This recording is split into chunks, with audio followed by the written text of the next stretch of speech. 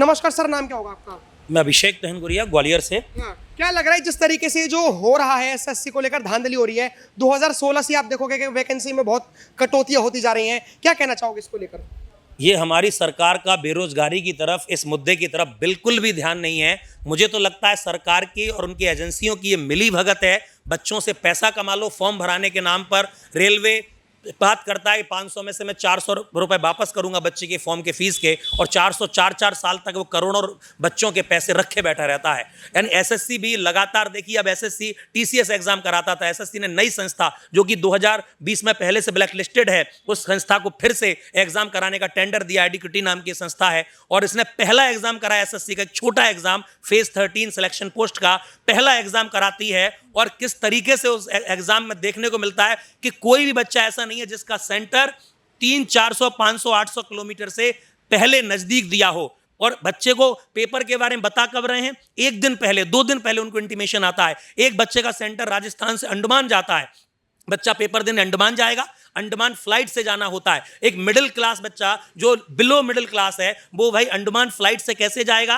और अगर बच्ची का सेंटर अंडमान है, आज हमारे परिवार में बच्चियों का अकेला नहीं भेजा जाता, भाई उसके साथ जाएगा, 2 लोगों का फ्लाइट का खर्चा, वो रहेगा कैसे? वहां से लौट के आएगा, 30,000 उसके पेपर देने में चले गए। उस पर 30,000 होते तो वो तैयारी क्यों करता सरकारी एग्जाम की? एक बच्चे का सेंटर तमिलनाडु है, एक बच्चे का सेंटर 25 को है और उसे 24 को रात में आप बताते हैं कल आपका पेपर है 600 किलोमीटर दूर। क्या रेलवे एक दिन में टिकट कंफर्म करके देगा?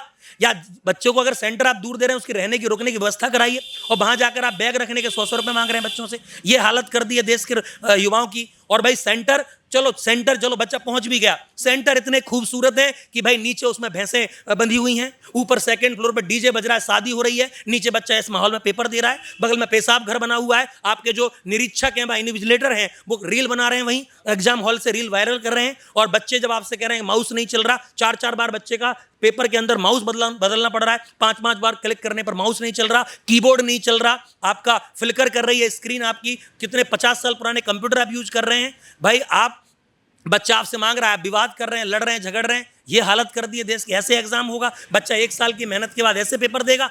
भाई इस स्थिति में पेपर देगा? भाई उसका नजदीक पेपर कराइए कन्फर्म। अगर आप फीस ज्यादा चाहिए आपको तो बच्चे से डबल फीस लीजिए, लेकिन भाई उसे व्यवस्थाएं तो दीजिए। बच्चा पेपर तो उसी 3 घंटे में करेगा जो उस समय करना चाहिए उसे। कुछ गवर्नमेंट एम्प्लॉयज के जो लोग हैं, उन्होंने किसी स्टूडेंट से कहा, ये स्टूडेंट्स के बयान है कि वो ये कह रहे हैं कि हमारे जमाने में भी पहले ऐसा होता था, तुम तो कुछ मेहनत नहीं करते हो और ये कोई बड़ी बात नहीं है, तुम लोग राजनीति करने के लिए सरकार का विरोध या फिर एग्जाम सेंटर, वो जो टीसीएस के अलावा किसी और को जो टेंडर दिया है उसका विरोध करने के लिए ऐसा कर रहे हो। अरे सरकार ने 273 करोड़ रुपए दिए तो हैं उसको एग्जाम कराने के लिए, लेकिन ये जो स्टूडेंट्स हैं ये सिर्फ राजनीति के चलते हुए प्रेरित हैं। देखिए, आप जिस संस्था का आप जब नाम बोल रहे हैं, वो संस्था पहले ही ब्लैक लिस्टेड हो चुकी है, पहले ही उसके वो कितनी क्रिटिसाइज हो चुकी है। अब एक छात्र केवल आपसे क्या चाहता है? छात्र केवल एक इतना चाहता है कि आप उसको एक ऐसी संस्था प्रोवाइड करा सके जो एक निष्पक्ष और एक बेहतर एग्जाम कंडक्ट करा सके। सही बात। आप जो कह रहे हैं ना कि आपने कहा कि हम लोग, वो कह रहे हैं कि हमारे जमाने में हम ऐसी लटक लटक के बसों में पेपर देने जाते थे, हम इसी हाल में एग्जाम देते थे, तो फिर आपके देश ने खाक तरक्की की है। आप डिजिटल इंडिया की बात करते हैं, आप विकसित होने की बात करते हैं, आप कहते हैं भाजपा ने ऐसा किया है, तो आपने खाक तरक्की की। अगर आज से 50 साल पहले जो आप कर रहे थे, बसों में लटक के जा रहे थे, आज भी आप अपने बच्चों को वही दिखाना चाहते थे। आप चाहते हैं देश का युवा 50 साल बाद भी वही काम करे, फिर आपके देश ने खाक तरक्की की है। अगर आपसे देश नहीं संभल रहा है तो कुर्सी छोड़िए ना। आप अगर व्यवस्थाएं नहीं करा पा रहे हैं तो आप देखिए, आप अन्य लोगों पे तो फूलों की बारिश कर रहे हैं और देश के युवाओं को, टीचर्स को डंडों से पीट रहे हैं, खदेड़ रहे हैं, क्रिमिनल्स जैसा बिहेव कर रहे हैं उनके साथ। वो क्रिमिनल्स नहीं है, वो टीचर हैं। टीचर की तरफ बच्चा देखता है, इसलिए हमें यहाँ आना पड़ता है। बोले आपका क्या फायदा है? आप टीचर हैं, आप क्यों एसएससी प्रोटेस्ट में जुड़ रहे हैं? आपका क्या इसमें इंटरेस्ट है? हमारा कोई इंटरेस्ट नहीं है। हम बच्चों को जब पढ़ाते हैं ना तो बच्चा हमारी तरफ देखता है, 1 साल तैयारी करता है। हमने बच्चे को देखा है उस बेरोजगारी में, एक कपड़े में, एक शर्ट में बच्चा 7-7, 10-10 दिन तक उसे बदलता नहीं है, क्योंकि उसके पास पैसे नहीं है। वो देख रहा है कि मेरा सिलेक्शन होगा, उसका मेरे परिवार का जीवन बदलेगा। अगर आप कह रहे हैं हम भी वो करते थे, आप भी, तो आप अपने बच्चों को कराएंगे सेम? आप अपने बच्चों को विदेशों में क्यों पढ़ा रहे हैं? आप उनको यहाँ बुलाइए, बसों में लटक के भेजिए पेपर देने, क्योंकि आपके बच्चे सरकारी तैयारी नहीं करेंगे, वो तो मंत्री बनेंगे, नेता बनेंगे, तैयारी करेंगे। तो भाई कहानी ये है कि आप डिजिटल इंडिया की बात करते हैं, आप कहते हैं हमारे देश ने बहुत ज़्यादा तरक्की कर ली है, तो अगर आप वही सब 50 साल पहले जो आप करते थे, और वो आप मर्दानगी की बात कर रहे हैं कि भाई वो आप बताइए ये मर्दानगी का कॉन्सेप्ट ये जो बोल रहे हैं, मैं आपको बता दूं, एक टीचर की वीडियो वायरल हो रही है।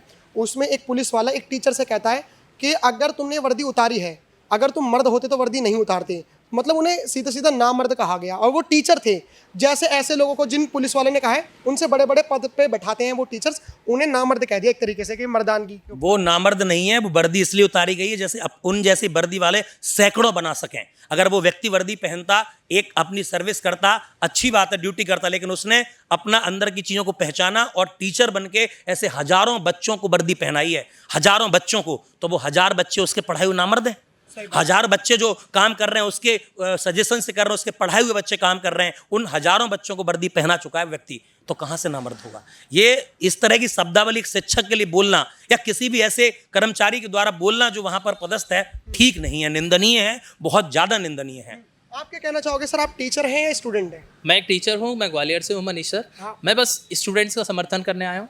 मैं लेकिन 2 बात रखना चाहता हूँ। एक, जब भी कोई आप न्यूज़ चैनल खोल के देखेंगे आज, तो सभी जगहों पर दिखाया जाएगा कि विश्व गुरु मोदी जी और विश्व गुरु भारत अपना एक विश्व गुरु बन रहा है, सारी चीज़ें ग्लोबल लीडर बन रहा है।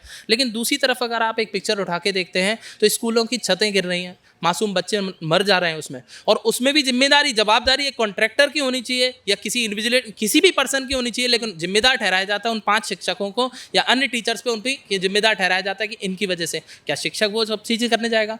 पहली चीज़। दूसरी चीज़, अगर मैं आपसे बात करता हूँ, अगर हम देखें इंसान की दैनिक ज़रूरतों के लिए 3 बेसिक नीड होती है, रोटी, कपड़ा, मकान, और आज के समय में चौथी आधारभूत ज़रूरत है, वो है एजुकेशन। एजुकेशन के बिना आप सर्वाइव नहीं कर सकते। आप बेसिक एजुकेशन तक, एलिमेंट्री एजुकेशन होती है, वो नहीं दे पा रहे हो।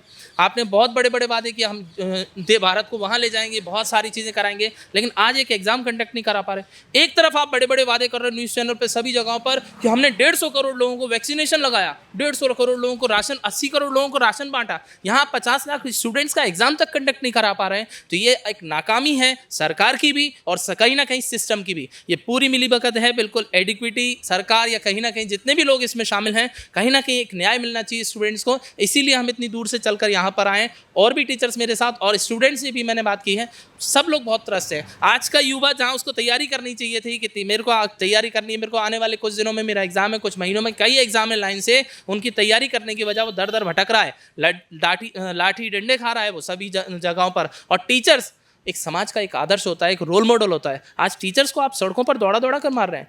आप एक तरफ वादा कर रहे हो कि हम महिला सशक्तिकरण के लिए लाडली बहना योजना में 36,000 करोड़ लगा रहे हैं।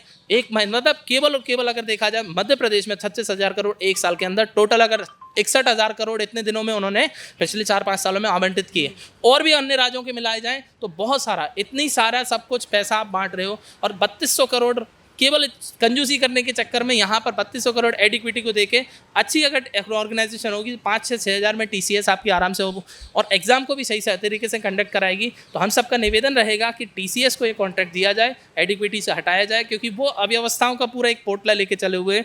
कभी किसी को पेन नहीं मिल पा रहा है, कभी एग्जाम सेंटर सही नहीं है, एग्जाम सेंटर बहुत, एक नेत्रहीन बच्चे को तो कश्मीर से आपने दिल्ली बुलाया, अब जब यहाँ पर आता है तो पता चलता है एग्जाम कैंसिल हो गया। तो यहाँ पर बच्चों को ये सोचिए, मूक बधिर हर वर्ग का बच्चा वाली, रेलवे उठा के देख लो, नीट उठा के देख लो, जितने भी एग्जाम अब पिछले 2 साल के अंदर हुए हैं उसमें से 70 से 80% एग्जाम क्वेश्चन मार्क में है, शक के घेरे में है कि इनमें कहीं ना कहीं फेयर काम हुआ है कि नहीं हुआ है। तो आप सभी से निवेदन है, युवाओं जो हम लोगों को सुन रहे हैं, कि आप अगर आज आवाज़ नहीं उठाएंगे, क्योंकि आज से पहले आपने देखा होगा किसान आंदोलन चला, युवा सोच रहा था किसानों की बात है, हमें क्या करना, हमें तो एग्जाम देने से मतलब है। आज किसानों का सिस्टम खत्म कर दिया, फिर उसके बाद अब बात आ गई युवाओं पर।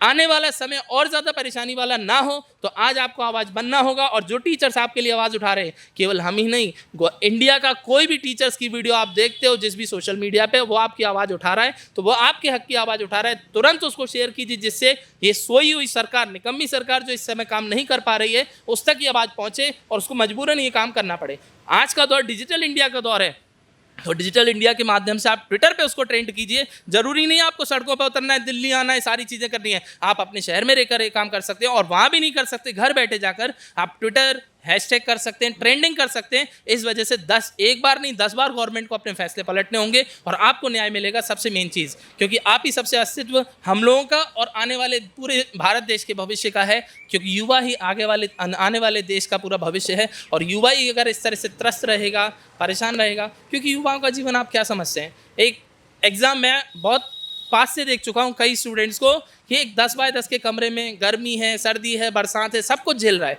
2 लोअर 2 टी शर्ट में सालों साल गुजार रहा है, केवल एक उम्मीद में कि एक एग्जाम निकलेगा और मेरा जीवन सुधर जाएगा, मेरा पूरे परिवार का जीवन सुधर जाएगा। लेकिन अब जब एग्जाम ही कैंसिल होते जा रहे हैं, एग्जाम में ही धांधलीबाजी होती जा रही है, तो उसका मनोबल टूटता जा रहा है। मेरे पास कई मैसेज आए, मैं खुद उस चक्कर में मैं परेशान रह गया, पूरे दिन परेशान रहा इस चीज़ को देखकर कि बहुत सारे स्टूडेंट्स मतलब परेशान रहे हैं और एग्ज़ाम कह रहे हैं सर हम होपलेस हो चुके हैं। तो कृपया उनकी उम्मीद ना टूटने दें और जितने भी पर्सन्स हैं, जितने युवा और जितने लोग आगे आ सकते हैं उनकी मदद के लिए कृपया सभी से हाथ जोड़कर निवेदन है, युवाओं के लिए जितना हो सके आगे आएँ और जिससे सभी लोगों को रोजगार मिल सके और भारत एक विकसित देश बन सके। कि आप देखिए सरकार कहती है अचानक हम लोगों ने 1 लाख लोगों को रोजगार विज्ञप्ति दी गई है अचानक। कभी कभी ऐसा होता है कि 2018 में जिसका रिजल्ट आ गया, 2020 में जिसका रिजल्ट आ चुका है, उसको तब से रोक दी गई, रिजल्ट को वेटिंग लगा दिया गया और 1 साल 2 साल 3 साल इकट्ठे जब 3-4 साल के सिलेक्शन हो जाते हैं, उनको नाम कर दिया जाता है कि यहाँ पर सरकार ने कह दिया कि हाँ नाम कर दिया कि हम लोगों ने रोजगार दिया 1 लाख लोगों को, जबकि वो पिछले 3 से 4 साल की वैकेंसीज हुआ करती हैं जिनमें कि युवाओं का पहले ही सिलेक्शन हो चुका था, लेकिन केवल और केवल लोगों का ब्रेन वॉश करने के लिए, लोगों को धोखा देने के लिए ये सब किया जा रहा है। भारत बुलेटिन सबसे पहले, सबसे सटीक,